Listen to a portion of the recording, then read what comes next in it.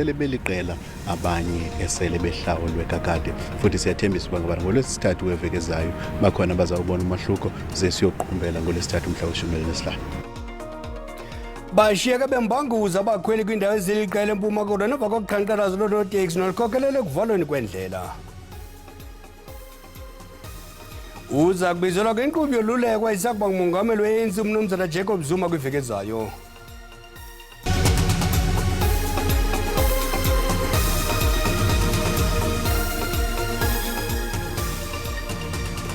Enethunga isengelwa phansi sondela nto zakuthi sinivubisela ngeselo lamathwala amadala ngalenhlwa amaze alwa ntubululu molweni ekhaya. Abakhweli kwindawo ezininzi eMpuma Koloni bashiyeke bembanguza emva kokuba abaqhubi beeteksi benqumamise iinkonzo zabo bevala indlela. Abasebenzi batyhola ngelithi abahlawulwanga lisebe lezothutho kwisithuba senyanga ezintathu ezidluleyo kwiinkonzo zenkqubo yothutho lwabafundi. Ukukwenzeka nangona isebe lezimali lephondo labele i-725 yezigidi zerandi kwinkqubo yothutho lwabafundi kulo nyaka mali. Dinga kwaye belinde iiyure ukuba indlela ziphinde zivulwe. Eli nyathelo liza nangona urhulumente ethe inkqubo yeScholar Transport ihamba ngendlela ephondweni. Kwabanye le mikushuzo ichaphazele izidingo zabo zempilo. If I go into diabetic coma, it's on their conscience. Hopefully they'll allow an ambulance to take me to hospital. I mean, this is playing with people's lives. Edutywa oosomashishini abasakhasayo baya bagrogriswa ngoonoteksi. Ndithe xa ndifika estendini sam qala uvula istendi sam sobeka ama-apile wam bafika oonoteksi bathi mama thatha lo ma-apile wakho akufuni basokudubula. Sichaphazele into yoba singakwazi uba siphangele kuba kaloku thina singabanye sixhomeke ukuthi asinabantu basincedisa ezindlini ngoku asazi uba sawubeka ntoni etafileni. Ii-operators zona zithi zikroqukile zezithembiso zikarhulumente ezingafezekiswayo. Ngamaxesha amaninzi more than 10 besithi bawusinika imivuzo yethu zonke ezo nto zingenzeki kodwa bangaba kule ntlanganiso siya kuyo ayenzekanga loo nto bayithethayo. Ndicinga bathu namhlanje le ndawo sikuyo sisiqalo sento enkulu ezawuthi yenzeke. Senjalo isebe lezothutho lithi lizibophelele kuyisombululeni lengxaki. Asele beliqela abanye esele behlawulwe kakade futhi siyathembisa ukuba ngabana ngolwesithathu weveki ezayo bakhona bazawubona umahluko ze siyoqumbela ngolwesithathu mhla we-15. Abanoteksi bafunge ngokuqinisa le mikushuzo de imfuno zabo zikhawulelwe. Abongile Yangisa kwiindaba ze-SABC eQonce. Abenkonzo zikaxakeka banqinile ukuba uhola wendlela u-M1 South ngaseBramfontein eRhawutini ngoku ukhuselekile emva komlilo wayizolo. Inkampani yombane kamasipala waseRhawutini iCity Power ithi lo mlilo udalwe ngabantu ebebezama ukweba iintambo zombane ngaphantsi komhlaba. Kungoku nje iinjineli ziqhuba uphando phambi kokuba ziqalise ukusebenza ngaphantsi komhlaba. Enikezela ngengqalazinda kwabe-City Power okhulumela bezimo eziphuthumayo emkhandlwini iGoli Robert Mulawuthi uthi ke le ndawo ke isiphephile ukuthi abe-City Power bangaqala ukuthi basebenzele kuyona. From our side we're happy. The area is clear. So it's up to now our colleagues from City Power to see whether when they can start with their conducting their own assessment. Okhulumela be-City Power Isaac Mangena uthi ke batholile ukuthi kube yini imbangela yalomlilo.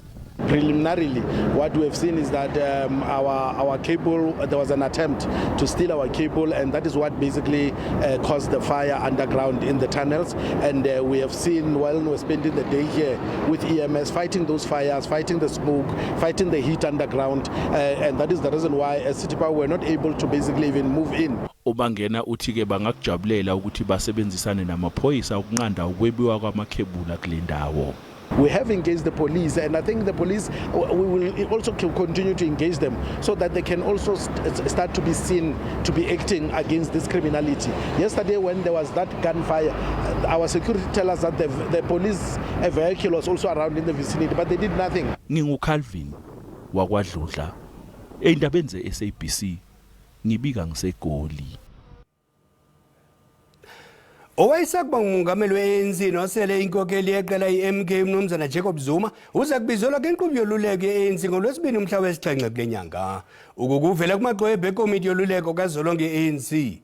Kusenjalo kulwesihlanu weveki ezayo umhla we-10 kwakule nyanga, inkundla yomgaqo-seko iza kumamela isibheno sekomishoni ezimeleyo yonyulo kwisigqibo senkundla yezonyulo esivumela umnumzana Zuma ukuba abe ngumgqatsi we-MK kunyulo oluza kubanjwa ekuthambekeni kwale nyanga. Ziso esifungelweyo kulesithathu eveke epheleyo umnumzana Zuma wazise ukuba ujongene nezityholo ezibini. Esokuqala sesokophula umgaqo siseko we-ANC ngokuthi ngomhla we-16 kuDisemba wanyakenye axhasa esidlangalaleni umbutho i-MK. Isityholo sesibini sesokuba kuluhlu labagqatswa be-MK umnumzana Zuma angamelwa lelinye ilungu le-ANC kule nkqubo lungu elo lingenabatha ngokwesimilo. Ukanti kwisibheno esiza kumanyelwa kwinkundla yomgaqo-siseko kwiveki ezayo, i-SABC ifumanise ukuba sifakiwe isaziso sokuphikisa yi-MK nomnumzana Zuma, kodwa ingxelo zifungelweyo eziphendulayo azikafakwa. Inkundla kamantyi yaseThekwini echophele isicelo sebheyili samadoda amane atyholwa ngokubulala uKeenan aka Forbes nomhlobo wakhe uTebelo Motswane ive ubungqina obothusayo bokuba amapolisa afumana izitatimenti ezimbini zamangqina kweli tyala kwimoto yomtyholwa wesine uMzwethemba Gwabini.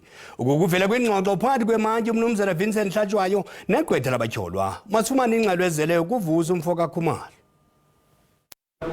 Namhlanje bekuyizithulo ke zalaba asibabiza ngabe defense bohlangothi babamangalelwa kade befaka isicelo sabo sebhayili ukuthi laba bahlanu kumele bathole ibail, kodwa ke sizwe kabanzi ngwesazi sezomthetho Abigail Ngubeni uyena uzosithatha ke asibe ngamaphuzu kuwona amqoka avelile namhlanje yoba sola bahlanu kade befuna ibail ngokuthi mhlawumbe imapha amaphuzu amqoka avelile kuwena obona ungazi ukuthi abalekile ukuthi mhlawumbe bengangayithola noma bayithola ibail. Kuningi okuvelele namhlanje enkantolo, kodwa okubaleka kakhulu sokukhumbula ukuthi abamangalelwa ibona abane what we call an honors ukuzoveza kwinkantolo ukuthi ngempela kufanele badedelwe lesicelo sebhayili. Kodwa okubaleka kakhulu kubonakala engathi kube khona ukushayisana noma ukungakhulumi lona iqiniso phambi kwenkantolo. Omunye wabamangalelwa ube nesitifiketi okubonakala ngathi usithole kudokotela wangaphandle abe engaphakathi. Omunye unamacala amaningi athinta isibhamu nokubulawa kwabantu. Inkantolo ekhombisa ukuthi kungayenzeka lokho kube into ekhombisa ukuthi ukujwayele ukwenza amacala anodlame. Futhi okunye okubalekile ukuvelele namhlanje ukuthi omunye wabamangalelwa obizwa ngokuthi mastermind akakuvezanga ngokuphelele ukuthi lo 800,000 wakhokhela ku-account yakhe wasetshenziswa kanjani. Lokho kuza emva kokuthi amaphoyisa noma istate simcele kaningi ukuba aveze lelo hlangothi lokufakazi. So konke lokho inkantolo izokubhekelela ukuthi iyabadedela yini ngesicelo sebhayili. Okay. Leso ke isazi nomongoti wezomthetho Abigail Ngubeni uchaza kabanzi ke ngokwenzekene ngokuhlaluke namhlanje enkantolo nokuthi ke lolu daba luhlehliselwe ikusasa nje ekseni lapho umantshi esho khona badonse ngendlela bonke benhlangothi zombili zokuthi kusasa lolu daba kumele uqale ngesikhathi ngoba ngaphambilini bekhona ukubambezeleka ngokuqala kwalona icala leli. Kwalapha izindabeni buzemngciphekweni ubomi babantwana belele sezilangweni eXhorha eMpuma Koloni ngenxa yokuwela umlambo xa besiya esikolweni, kodwa kuqala masithume uNomngqushwana evenkileni.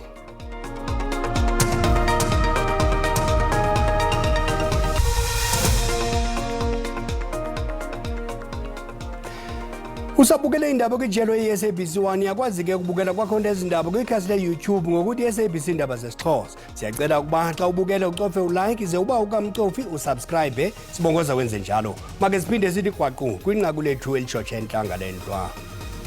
Siphazamisekile ezothutho kweminye imimandla yaseMpuma Koloni, abahambi bashiyeke bembanguza ngethuba abaqhubi bezithuthi ezihambisa abantwana besikolo bezibeke phantsi izixhobo zokusebenza kweli phondo. Abaqhubi bothutho lwabafundi bathi ugwayimbo lwabo lulandela ungahlawulwa kwabo lisebe lezothutho laseMpuma Koloni. Umongameli we-ANC umnumzana Cyril Ramaphosa uthembise ngokuba iqela lakhe liza kuyisombulula inxwaleko yendawo yaseVolsley kwingingqi yeBholane eNtshona Koloni. INtshona Koloni kuphela kwephondo elingalawulwa yi-ANC yaye oko isehla inkxaso yayo isusela kunyulo lwango-2009 kweli phondo. uliqale iphulo lakhe lokugaya inkxaso eWoolsley, idolophane encinane ekwingingqi zendonga yomlambo iBrede. Iingingqi zomlambo iBrede yaziwa njengeyona ndawo enkulu evelisa iziqhamo nomdili yomfaxangiweyo kweli phondo. Uqale ngokungena umzi nomzi emamela izikhalazo zabahlali. Emva koko uRamaphosa wenze intetho kwirali evulelekileyo kwilokishi iMontana. Uthembise uluntu ngelithi iingxaki zabo zoqoqosho nentlalo ziza kuqwalaselwa. Ukwatyelele nomzimveliso wasekuhlaleni oziziqhamo zenkomfa yoMzantsi Afrika yoqoqosho. As we go forward, we want to build more factories. We want to attract more investors to come here. Abanye abaxhasi be-ANC balungxamela unyulo luzayo. Ndizavotela i-ANC ngoba i-ANC ndiyayithanda okokuqala and i-ANC yiyo eyasikhupha entluphekweni. Silapha nje i-ANC. Nomama bethu babevotela i-ANC. That's why ndizovotela i-ANC. Ndiyayithanda i-ANC. Never mind noba ngubani president but ndithanda i-ANC. Ukhongolose mama wasikhupha emanyaleni kwakudala ixesha lengcinezelo. Ngoba sinakwazi ukumlahla. So sawuhlala silapha ukhongolose until sife. Ukusuka kwingingqi iBolanti, umngcelele kaRamaphosa usingise kwingingqi iDala Oma apho athethe kwirali ebisekhaya Mnandi. Dingilulama Matya weendaba ze-SABC eNtshona Koloni. I-DA ifunge yathembisa ngokujongana nentswela-ngqesho kulutsha ngokwazisa isatifiketi sengqesho yolutsha. Ithi oku kuza kuvumela abantu abatsha ukuba baphume kwimivuzo emincinci bafumane namava omsebenzi abalulekileyo. Inkokheli ye-DA uMnumzana John Steenhuisen ikhokhele uqhankqalazo ngaphandle kwekomkhulu lekhosana eBramfontein eRhawutini. Inkokheli ye-DA ithethe ngomgaqo-nkqubo wezoqoqosho walombutho okhutshwe kwiveki ephelileyo. uJohn Steenhuisen uthi ukuba wonyulwa kurhulumente, i-DA iza kuvelisa imigaqo-nkqubo yezoqoqosho eza kusombulula izinga eliphezulu lentswela-ngqesho elizweni. Uthi imithetho karhulumente yezabasebenzi idodobalisa uqoqosho kwaye ibulala namathuba engqesho. The Satu House is a crime scene. Why is it a crime scene? Because in that building, thousands and thousands of jobs are killed every single day. Uqhuba athi. But we also understand that a targeted exemption of of the minimum wage is crucial in our developing country and our developing economy to lift millions of people out of poverty. Iqela eliphikisayo lithi phantsi kolawulo lwayo kuninzi okuza kwenzeka.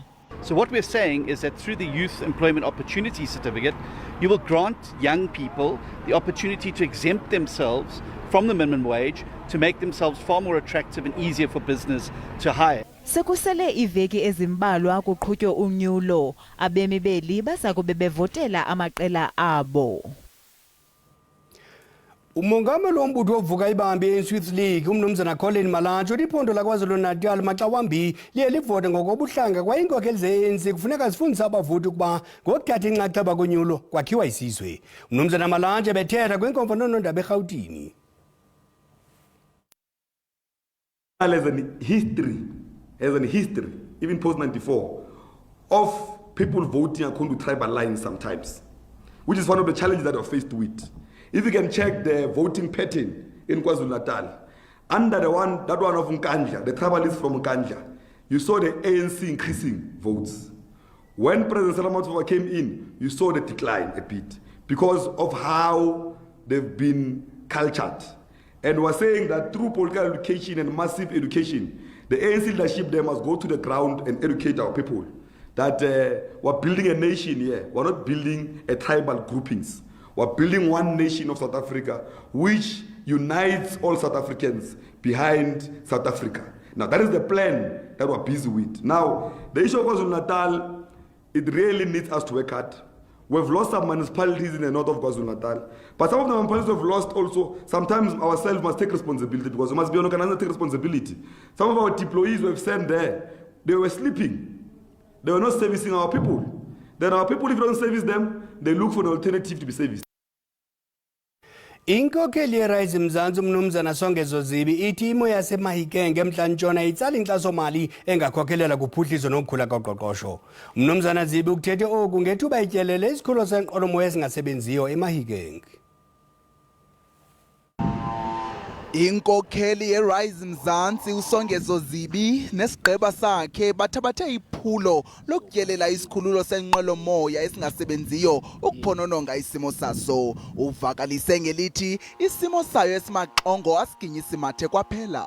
Size apha kwesikhululo senqwelomoya eMahikenge and akukho zinqwelomoya apha akulayitwanga nezibane naxa ujonga ebhodini into okubana inqwelomoya ezawufika zivela phi na ibhodi ithi ping pong akukho ndawo ekuthiwa yi-ping pong yinto nje kuxelela into yobana akukho msebenzi wenzekayo apha nakanjani na. Kananjalo kaZibi woleke ngelithi esisikhululo ayingombhodamo owodwa eMahikenge koko uninzi lweenkonzo ebezinokuza namathuba kweli phondo azikho semgangathweni kwaphela. Coming to this airport from town is an extreme sport because the road is bad, the rest of the infrastructure is not working. It is not possible to attract investment if you do not first sort out the infrastructure that is going to hold that private and public investment.